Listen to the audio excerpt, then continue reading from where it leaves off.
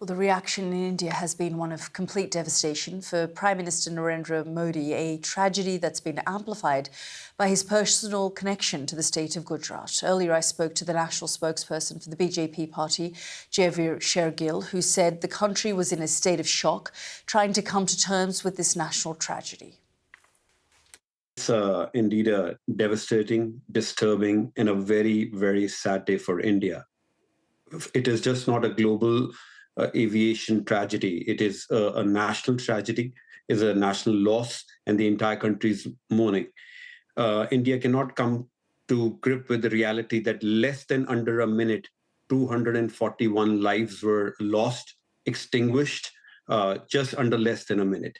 And at this hour, I'll also express our condolences to the 53 British nationals who were on board, the one Canadian national and 7 Portuguese nationals. So India, England, Portugal stand together in this hour of grief.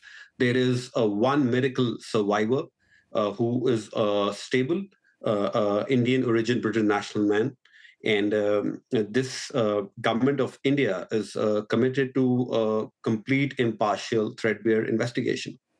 And just tell us, Javieer, because it's not just those who lost their lives tragically following this crash, but the plane crashed in a densely populated neighbourhood, and we know that there's been tragedy there on the ground as well. Yes, the per media and the reports we're getting, the plane crashed into a medical student hostel. There have been many injuries reported. They are under medical supervision, undergoing recovery. So we pray for their speedy recovery. These were young medical students living in hostel, and at that time of the crash, having their meal. So yes, this is just not a tragedy which happened mid-air, but impacting lives on ground as well.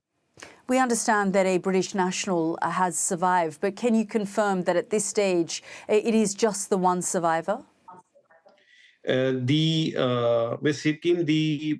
of the bodies are being identified, there is a procedure of DNA sampling, but with 125,000 liters of fuel on board with high temperature bursts, it is unlikely that barring the one British national, there is any other survivor, sadly.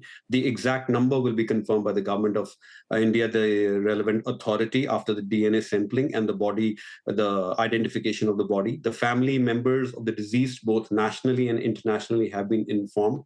At this hour, the focus of the nation and the government is to provide swift, compassionate relief to the families of the deceased.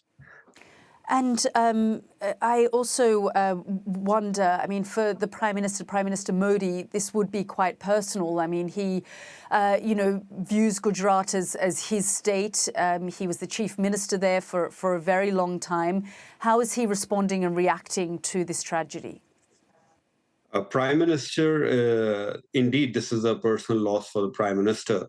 And the entire government functionary, including the Home Minister of India, Mr. Amit Shah himself, is on ground at this juncture to supervise the entire incident site and to ensure that the administration provides a quick, swift relief to the families of the deceased.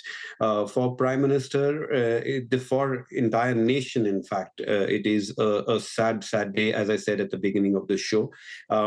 Having said that, of course, there are worries, there are questions regarding aviation safety, but the government of India, Prime Minister Narendra Modi, is committed to an impartial and a deep, detailed investigation. What led to this tragic loss of life under less than a minute?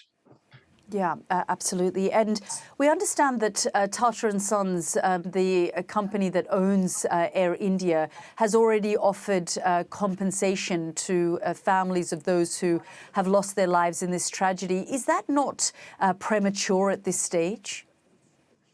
Mr. Kim, I being the national spokesperson of a political party in India, it is not apt for me to comment on any corporate decision at this juncture.